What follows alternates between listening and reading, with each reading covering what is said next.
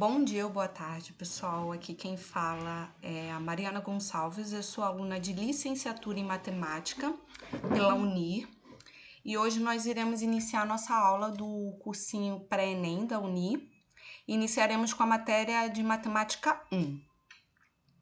Bom, a nossa disciplina, o nosso conteúdo vai ser a parte de funções e sua teoria e introdução, né?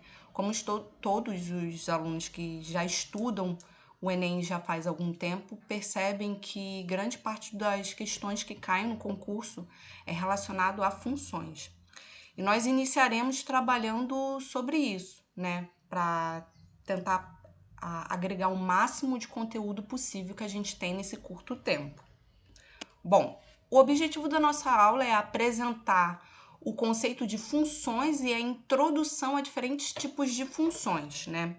A nossa aula ela tem um caráter de compreensão, porque nós acreditamos que todos já tenham estudado ou pelo menos visto nas escolas de vocês, no ensino médio ou até mesmo no ensino fundamental, dependendo da escola, o assunto sobre funções. Para isso, nós iremos passar por um roteiro. Primeiramente, eu vou passar pela apresentação de um exercício, no caso, uma questão do vestibular do Enem, de alguns anos atrás. Após isso, nós iremos entrar na definição de funções, como identificar uma função e as suas características. Após, eu irei falar um pouco sobre os tipos de funções que nós temos e também quais são as que mais caem. Temos a aplicação na realidade, porque muitos dos alunos às vezes ficam se perguntando, poxa, como é que eu vou aplicar o que eu aprendi dentro de sala de aula, principalmente funções, na minha realidade? Como eu vou conseguir incorporar ou então compreender melhor o assunto se eu não consigo aplicá-lo na minha realidade? Então, eu vou também falar um pouco das situações que a gente pode realmente enxergar as funções que a gente aprende no ensino médio, no ensino fundamental da escola, com a nossa realidade. E após, eu vou fazer a resolução do exercício que eu introduzi, baseado no conceito de função. Bom, o exercício no caso, a questão do vestibular. Se eu não me engano, foi a questão do vestibular de 2009 ou 2010, não tenho certeza.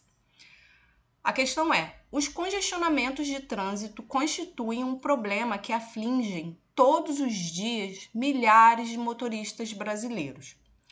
O gráfico ele ilustra a situação representando ao longo de um intervalo definido de tempo e baseado com relação à variação de velocidade de um veículo durante esse congestionamento. Então, tá aqui o gráfico, né, com relação entre o tempo e a velocidade, e aqui estão as linhas de como o carro se movimentou durante esse intervalo de tempo.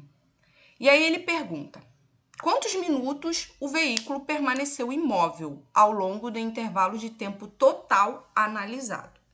E aqui tem as opções. Bom, para a gente resolver essa questão, a gente vai precisar falar sobre o que é função. E eu iniciarei na parte de definição de função. O que é uma função? A função nada mais é do que a relação entre dois conjuntos, na qual há elementos de um determinado conjunto A que se corresponde aos elementos de um conjunto B. E aqui, eu consigo mostrar o conjunto A, os elementos dele, se relacionando com alguns dos elementos de B. No caso, o 1 se relaciona com 2 e o 5 se relaciona com 6. Para que essa relação entre o conjunto A e B seja uma função, cada elemento do conjunto A precisa ter um único correspondente no conjunto B. Então, o elemento aqui, no caso de A, o 1, ele só vai se relacionar com um único elemento de B. Ele não pode se relacionar com mais de um. Se isso acontecer, isso não é uma função. Eles não têm uma relação, uma regra, uma forma que se defina como uma função. Bom, como eu vou identificar uma função? Mariana, como é que eu faço para olhar e identificar? Realmente isso é uma função. Eles têm uma relação e está baseado com as regras definidas de função. Bom, Como eu falei, tem que existir uma relação entre dois conjuntos. No caso, os dados e os dois elementos de dois conjuntos, eles têm que estar relacionados. Não basta somente existir dois conjuntos e eles, né, não terem uma relação entre si, não ter uma correspondência entre si. Outra forma de identificar, ele consegue ser representado em dados de um gráfico ou então de um plano cartesiano. Aquela representação que eu coloquei de dois conjuntos aquela é a representação de função primordial, elementar que a gente aprende. Mas daquela mesma maneira, a gente consegue representá-los em um gráfico, em um plano cartesiano, como aconteceu com a questão que eu acabei de mostrar para vocês do Enem, né? E o que também define uma função? Para cada valor de um conjunto domínio, você terá um único valor de imagem. Então, quem eu chamo aqui de domínio? Eu chamo de A. E ele vai ter, no caso, a relação do elemento 1, que é o domínio, ele vai ter um único valor de imagem. Ele vai se relacionar com um único elemento de B. No caso, ele vai ter uma única imagem. As características de uma função, como eu falei, ela tem que ter domínio, ela tem que ter um contradomínio e ela tem que ter a imagem. O que vai ser o domínio? São os elementos do conjunto de partida. Como eu falei ali, o conjunto A é o conjunto de partida. É ele que vai se relacionar com o elemento do conjunto B. E o que é o conjunto B? É o contradomínio. E dentro dele tem os elementos do conjunto que vão receber. Então, temos o domínio que vai se relacionar, o conjunto do domínio que vai se relacionar com o contradomínio. Esse contradomínio vão ter elementos que serão candidatos a receber, digamos assim. Mas pode acontecer de nem todos eles receberem ou então todos eles receberem. Mas aqueles que recebem, eles vão ser chamados de imagem. Imagem são os elementos que fazem a relação do elemento do domínio, como aqui eu botei alguns ou todos dos elementos do contradomínio. Aqui, como eu posso mostrar para vocês nessa imagem aqui à direita. Temos o domínio, que é o conjunto A, com seus elementos 1 e 2. Temos o contradomínio, que é o conjunto B, que é o elemento que tem os elementos 2, 3 e 4. E dentro do contradomínio nós temos o conjunto que é a imagem, que dentro desse conjunto vai ter os elementos que realmente vão se relacionar com o conjunto do domínio, que é o conjunto A. Ah, Mariana, então quer dizer que nem todos os elementos de um determinado conjunto, que é o contradomínio, eles precisam necessariamente se relacionar com o conjunto domínio? Sim, pode acontecer que realmente não se relacione alguns elementos, como acontece aqui com 4. Mas existe dentro desse contradomínio elementos que se relacionam com A. Então, existe uma função, existe uma relação entre os conjuntos. Aqui na esquerda, nós temos uma representação algébrica de como a gente mostra ou diz que um conjunto ele tem relação, no caso, tem uma função com o outro. E aí aqui a gente escreve a função f, ela está para é tal que o conjunto A está para o conjunto B, sendo que o conjunto A é o domínio e o conjunto B é o contradomínio. No caso, o conjunto que está à esquerda é o conjunto do domínio e o da direita é o conjunto do contradomínio. Tipos de função. Poxa, Mariana, pelo que eu estou vendo aqui, tem muitas funções diferentes. Tem. Mas o que cai no Enem? Eu estou aqui mostrando essa lista para vocês terem ideias das diferentes funções que nós encontramos na matemática. Mas o que mais cai no Enem é a função afim, que eu coloquei aqui em asteriscos, a função quadrática, a função logarítmica e as funções, né, trigonométricas. Essas três aqui nós iremos ver mais ao futuro. Essa semana a gente vai focar muito na função afim, né? Temos aqui a função sobreditora, injetora, bijetora, que ela trabalha mais a parte elementar das funções, que é aquela parte dos conjuntos, como eu mostrei aqui nessa imagem, ela é bem elementar. Temos a função inversa, a função composta, que é uma função dentro da outra. A inversa é aquela que a gente faz onde o contradomínio ele vira domínio, e o domínio vira contradomínio. Temos a função modular, que é uma função onde todos os elementos do contradomínio eles serão sempre positivos, eles estarão sempre no conjunto dos números positivos, digamos assim. Temos a função linear, que é um tipo de função afim. A quadrática, que é aquela que quando nós vemos o gráfico, ou então a representação no plano cartesiano, a gente vê uma parábola. Temos as funções logarítmicas, temos as funções exponenciais. A função exponencial a gente vê muito na televisão, eu vou falar um pouquinho também daqui a pouco. Temos as funções polinomiais, que são uma continuidade da função quadrática, que a quadrática são as funções elevadas ao quadrado. As polinomiais elas podem ser elevadas ao cubo, elevada a 4 e assim por diante. E temos as funções trigonométricas, né, de seno, cosseno, tangente, que também cai bastante no vestibular do Enem. A aplicação na realidade. Pô, Mariana, como é que eu aplico ali a parte de função elementar na realidade? Quando a gente quer, por exemplo, calcular o valor a pagar por uma corrida de táxi, né? Antigamente, quando se usava táxi, hoje em dia é o Uber, o próprio aplicativo já faz esse cálculo, mas antigamente tinha um taxímetro. E lá, nesse taxímetro, ele fazia o cálculo, né? E o cálculo era a função dos quilômetros que o taxista percorria, baseado num valor mínimo que tinha ali. Por exemplo, a cada 1 quilômetro, ele cobrava 50 centavos ou R$1. Então, o próprio taxímetro fazia ali e mostrava pra gente, né?